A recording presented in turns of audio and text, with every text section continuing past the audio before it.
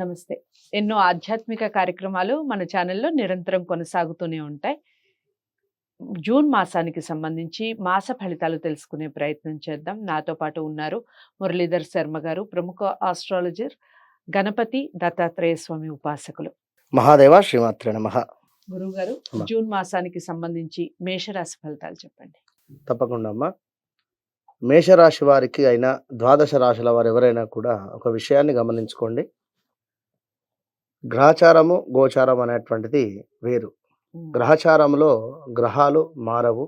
గోచారంలో మాత్రమే గ్రహాలు అనేటువంటివి మారుతూ ఉంటుంది. గురువు గారు సంవత్సరానికి ఒకసారి, అదేవిధంగా శనిగ్రహము 2.5 సంవత్సరాలకు ఒకసారి, ఈ యొక్క బుధుడు 15 డేస్కి ఒకసారి, చంద్రుడు 2.5 డేస్కి ఒకసారి, ఇలా ట్రావెల్ చేసేటువంటి పరిస్థితి ఉంటుంది. కనుక మీరు పుట్టినటువంటి యొక్క ఇయర్ ఏదైతే ఉందో సమయానికి ఒక లగ్నం అనేటువంటిది ఏర్పడుతుంది.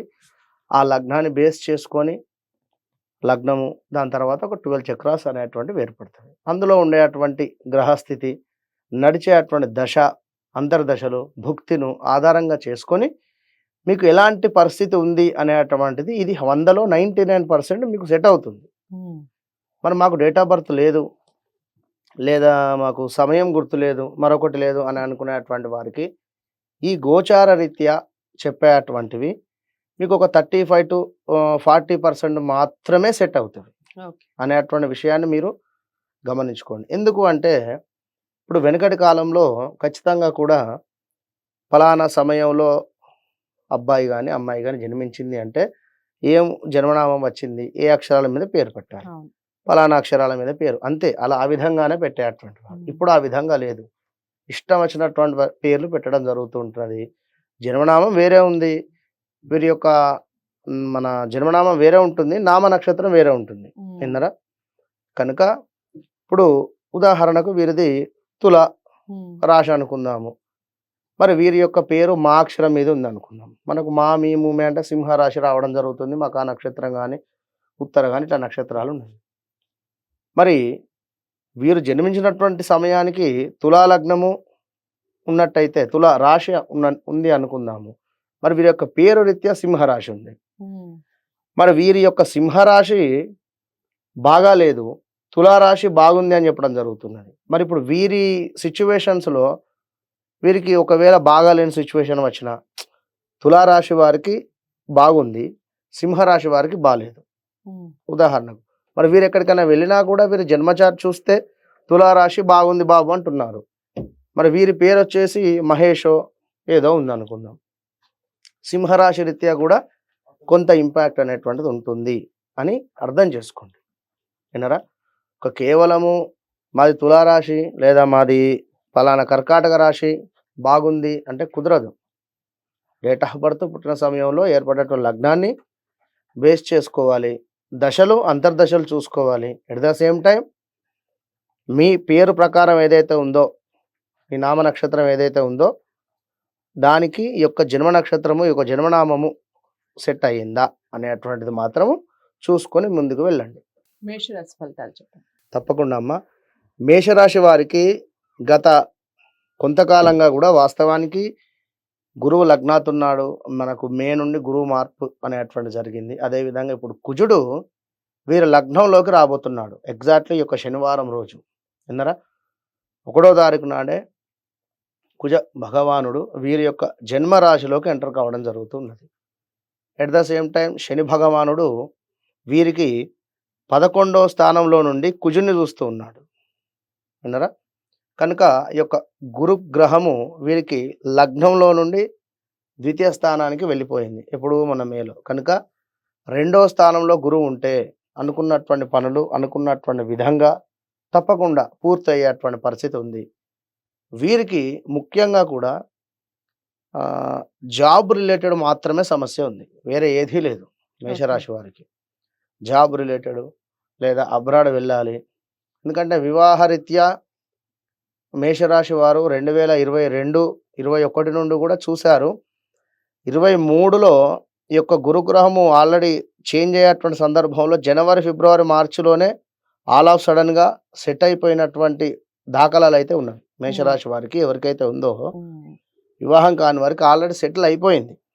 కనుక ఇంకా ఒకవేళ వివాహ రీత్యా కావాలి అనుకునేటువంటి వారు తప్పకుండా ఆగస్టులో కానీ మనకు నవంబర్లో కానీ సెటిల్మెంట్ యోగం అయితే 100% ఉంది. ఓకే. ఇక డబ్బు రావాల్సినటువంటి డబ్బు ఏదైతే ఉందో అది ఖచ్చితంగా గురువు 2వ స్థానంలో ఉంది కనుక 100% వచ్చేటువంటి పరిస్థితి అయితే ఉంది. ఇంకా చూసుకున్నట్టయితే ఉద్యోగరీత్యా మాత్రము మార్పులు చేర్పులు, అదేవిధంగా స్థాన చలనము, ప్రదేశ మార్పులు అయితే తప్పకుండా గోచరిస్తూ ఉన్నది. ఇంకా శత్రు సంబంధిత బాధలు, లగ్నాతు గురువు ఉన్నాడు మీకు గత 1 year నుండి. గురువు ఉండడం చేత ఈగో ఫీలింగ్ అనేటువంటిది ఎక్కువ కూడా పెరిగిపోతుంది లగ్నాతు గురువు ఉంటే. ఇప్పుడు వృషభంలోకి వెళ్ళడం జరిగింది. ప్రజెంట్గా వృషభ రాశి వారికి కూడా ఆ విధంగానే ఉంది. సెల్ఫ్ కాన్ఫిడెన్స్ ఎక్కువ ఉంటుంది, విన్నారా? అయితే ఈ మేషరాశి వారికి ఆ విధంగా లాస్ట్ ఇయర్ జరిగినటువంటి మైనస్ ఏదైతే ఉందో ఈ ఇయర్లో క్లియర్ అవుతుంది. లాస్ట్ ఇయర్లో ఎంత అద్భుతంగా ఒక వెలుగు వెలిగారో ఆ వెలుగులో భాగంగా శత్రువులను కూడా సంపాదించుకున్నారు. కనుక ఈ ఇయర్ ఏమవుతుందంటే శత్రునాశనము, శత్రు సంబంధిత ఇబ్బందులు ఏమి కూడా ఉండవు ఖచ్చితంగా కూడా. కానీ లగ్నంలో కుజుడు ఉండడం చేత అసిడిటీ సంబంధించి కానీ లేదా కొంత గ్యాస్ ఫామ్ అయ్యేటువంటి పరిస్థితులు కానీ స్టమక్ రిలేటెడ్ ఇబ్బందులు అయ్యేటువంటి పరిస్థితి అయితే ఉంటుంది. కనుక ఈ యొక్క మేషరాశి వారు ఏ పని అనుకున్నా కూడా ఆ పని సులభంగా ఈ యొక్క జూన్లో నెరవేరేటువంటి పరిస్థితి అయితే 100% ఉంది. కనుక అబ్రాడ్ వెళ్ళాలి అనుకున్నా ఏదైనా కూడా వీరికి మంచి పరిస్థితి ఉంది. ఇంకా బాగా ఉండాలి అని అనుకుంటే మాత్రము కుజుడు లగ్నంలో ఉండడం చేత కుజునికి సంబంధించి ఏమైనా దానాలు కావచ్చును మరొకటి చేసుకుంటే మంచిగా ఫలితం ఉంటుంది. ఎట్ ద సేమ్ టైం ఈ యొక్క గురు గ్రహము కావచ్చును, అదేవిధంగా కుజుడు మీ యొక్క నీచబడినటువంటి కర్కాటకాన్ని లగ్నంలో ఉండి 4వ స్థానాన్ని చూడడం చేత మేషరాశి వారి యొక్క అమ్మగారికి హెల్త్ ఇష్యూస్ కానీ, మేషరాశికి సంబంధించినటువంటి పిల్లలకు హెల్త్ ఇష్యూస్ రావడం కానీ, మేషరాశికి సంబంధించి ఏదైనా ల్యాండ్ ఇష్యూస్ ఉంటే కొంచెము ఇబ్బందికరమైనటువంటి వాతావరణం ఉండడం కానీ, ఎట్ ద సేమ్ టైం 7వ దృష్టి కూడా ఉంటుంది కనుక కుజునికి భార్యాభర్తలలో కాస్త అన్యోన్యత తక్కువ అయ్యేటువంటి పరిస్థితి ఉంది.